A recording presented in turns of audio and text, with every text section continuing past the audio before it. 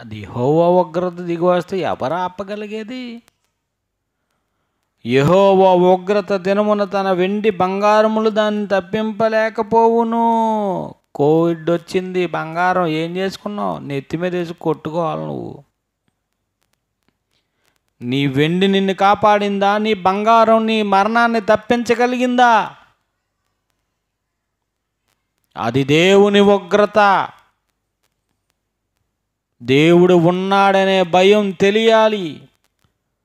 సముద్రానికి ఇసుకను అడ్డుగా వేసిన నేను, ఈ భూమి మీద 3 వంతుల సముద్రం, 1 వంతు భూమి, ఇసుకను సరిహద్దుగా వేసిన నాకు మీరు భయపడరా? నా సన్నిధిని వనకరా? ఇశ్రాయేలీయులారా, నా సన్నిధిని వనకరా? ఆయన సన్నిధిలో వణుకుతూ కూర్చుని దేవుని మాటలు వినవలసిన ఇశ్రాయేలీయుల ప్రజలు తిరుగుబాటు. మొట్టమొదట విగ్రహాలు చేసింది వాళ్ళేనండి. అసలు కొండ మీదకి వెళ్ళాడు అంతే. మోషే ఏమైపోయాడో మాకు తెలియదు. బంగారాంతం పోజేసేయండి, చేసేయండి నందిని.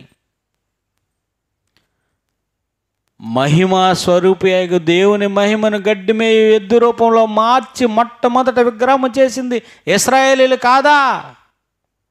దేవుని మహిమను గడ్డిమేయు ఎద్దు రూపంలో మార్చావా నువ్వు? ఈరోజు వీళ్ళ కాదండి, ఆ రోజే మార్చేశారు. పదే పదే పదే చెబుతానే ఉన్నాడు, ఒరే ఆకాశమే కానీ, ఆకాశం కిందే కానీ, భూమి మీదే కానీ, భూమి కింద నీళ్ళ ఎందే కానీ ఏ రూపమనైనా చెయ్యకరా, దానికి సాగిలి పడకరా, దాన్ని పూజించకరా, ఎందుకంటే నేను ఆత్మను రా నాయన. పరమాత్మ స్వరూపుడగు తండ్రి అంటాడు యేసుక్రీస్తు వారు. పరమాత్మ స్వరూపుడగు తండ్రి అంటే అంతము లేనివాడు, అక్షయుడు.